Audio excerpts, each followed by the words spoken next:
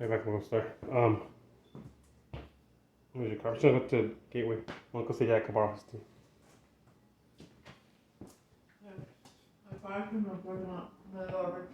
Okay. I wonder if I still have my cigarettes in your thing. Where the glasses go. Dun, dun, dun. My YouTube channel. It's hot?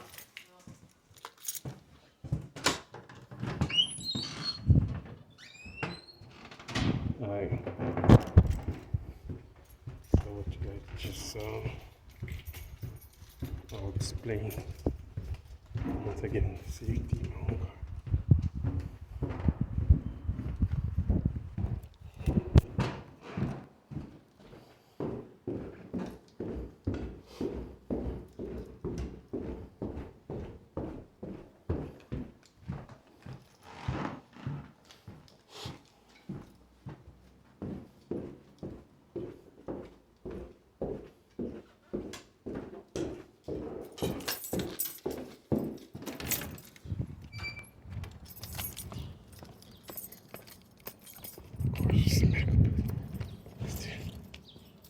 Nobody here works.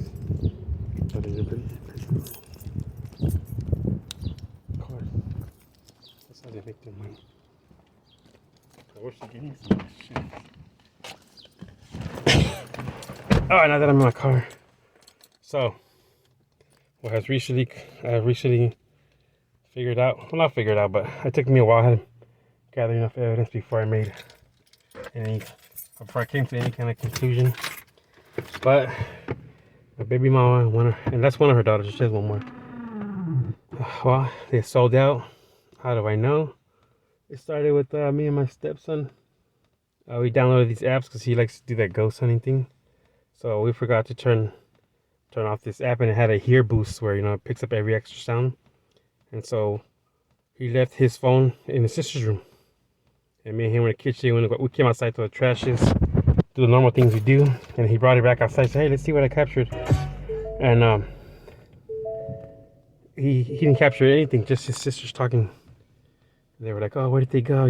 Check, make sure when they come back inside, you have to go on the website." And I was like, "Webs?"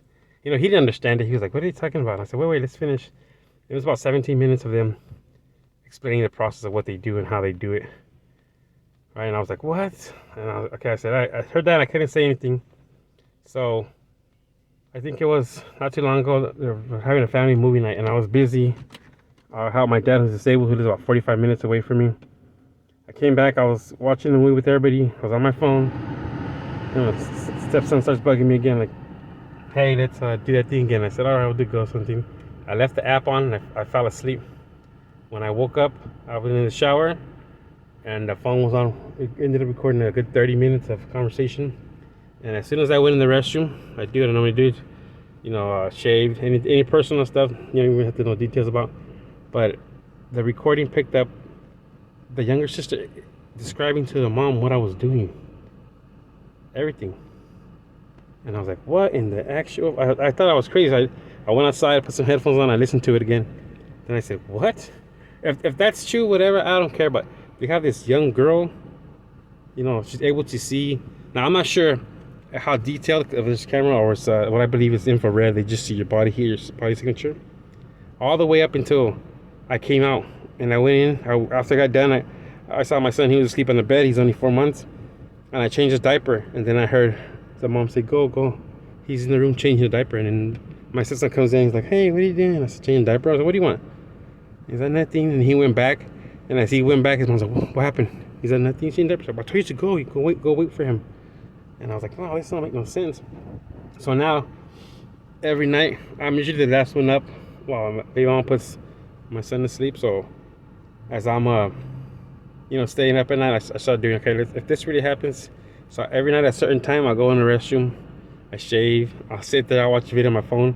And every time I'm in there, after the 3rd minute, the youngest sister comes in and knocks, "I gotta go restroom." I'm like, I gotta go restroom. I said, "Okay."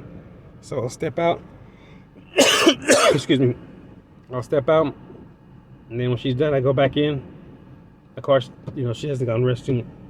And as soon as I'm in there, I watch another video. Might even have a cigarette. And as soon as I come out, then the older sister's always waiting. Well, a couple nights ago, they got in some kind of little argument and fight, and so they were separated. And the older sister was sleeping in her mom's room, while the younger sister slept in the room that they share. So I said, okay, well, there'll be nothing tonight. So once again, I go in the restroom. Here comes, oh, I gotta go restroom. Fine. So she goes out, and when she goes out, I hear whispering. I was like, what? And I said, no, she can't be talking to her sister because they don't, they're not talking. They're upset with each other. And then as soon as I come out again, there's the older sister. Oh, I gotta go to the restroom. And I said, okay, that's just 2 nights. Could be anything.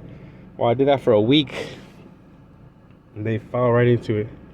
So, and lately I almost left the house because of it. I took all my stuff packed in the car, and while I did that, every time I'm out here sitting, thinking, should I leave? Should I leave? Here comes my baby mama, like, oh, hey, what are you doing? Let's go to the store. Let's go do this. Or she even tried. I don't think she's cut out for this because her emotions were getting best of her yesterday. And she's like, if you want some money so you can go to Texas with your friends, who also been compromised in the military with me, they've been compromised. So, well, I'm not surprised because those kids had a rough life.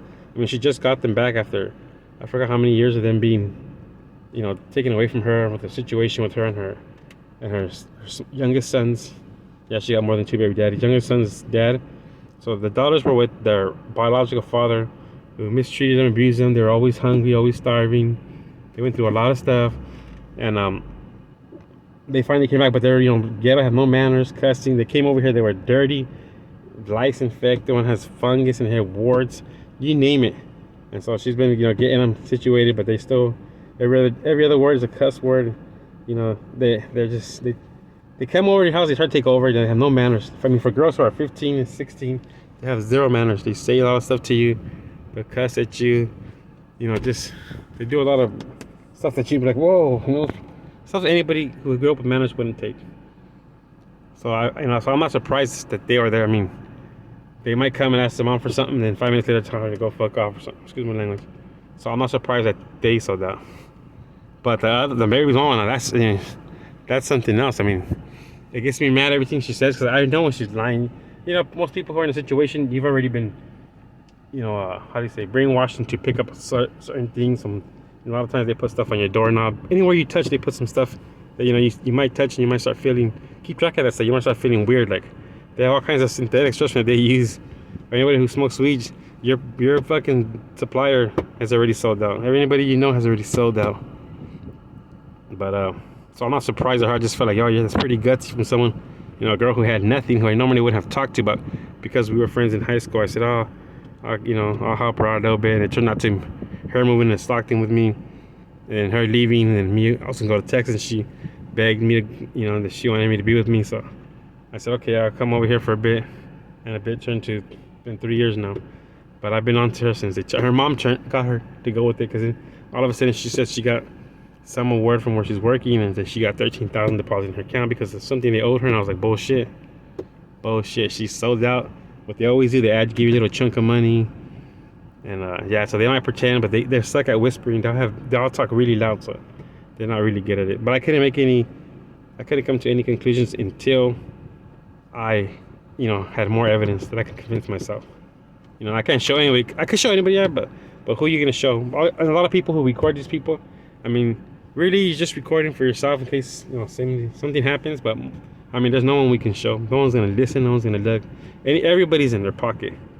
Everybody, the defense contractor's pocket.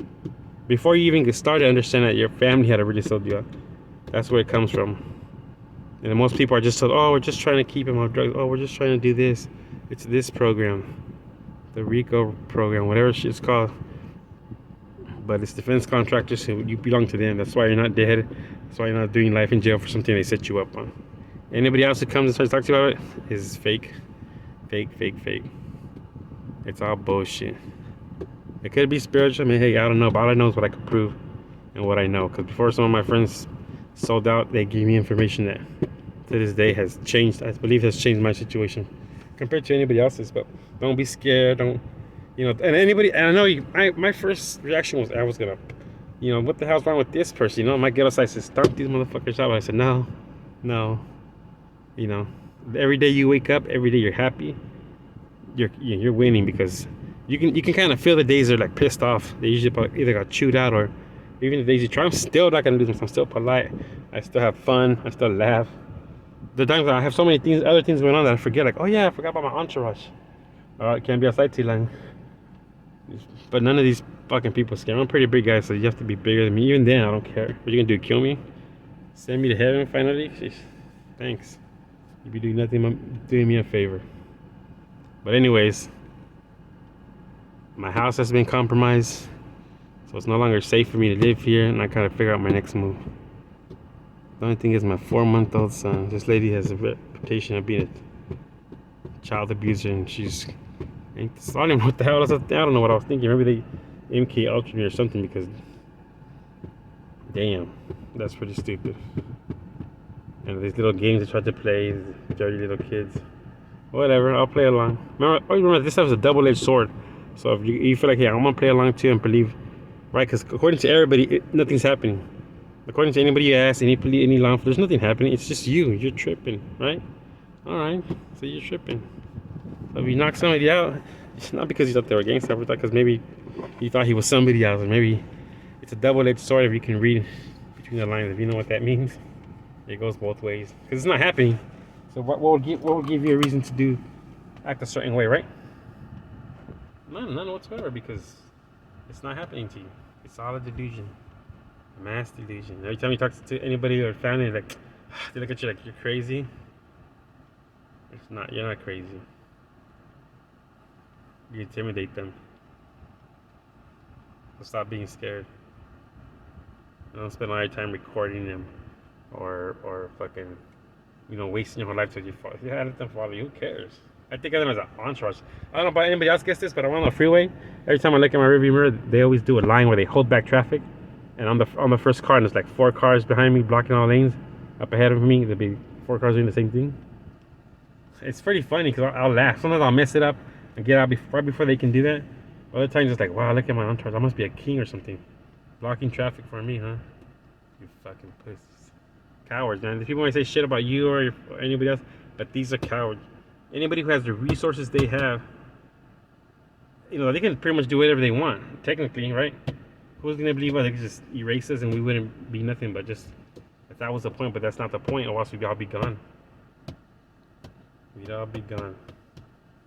So that's what they choose. They choose to have certain. Can you imagine what it's like? All right, you're gonna go. Oh, there he is. Go outside. Just go outside and walk around. Yeah. Every time you go outside, I want you to go outside. Every time you take a shit, I want you to go stand by his door. Sometimes it's fun. I'm like, damn, man. The funniest part when you have people who are scared, like they don't know what to do. You might turn around and walk straight to them, like, hey, how's it going? They might get freaked out, or I don't know. I feel bad sometimes when I see the older ladies, like, they're smiling nervously. I'm like, hey, how's it going? Whatever. Don't scare me. Kind of learn to live with it. I'm here till they take me. Alright, that's pretty much it. If I have any updates, I'll let them know. I'm just putting it out there because it's just something I confirmed. Just in case you're wondering if you're in the same situation, just try to find more evidence before you make an assumption. And if you do find out, the best thing is not to, start yelling and accusing everybody. Trust me, it puts you in that state of mind. You get pissed and stuff, but just hold on. Hang on, everything has its time, and don't be one of those people who goes nuts and then they finally got to you. All right, take care, everybody. Never give up, never surrender.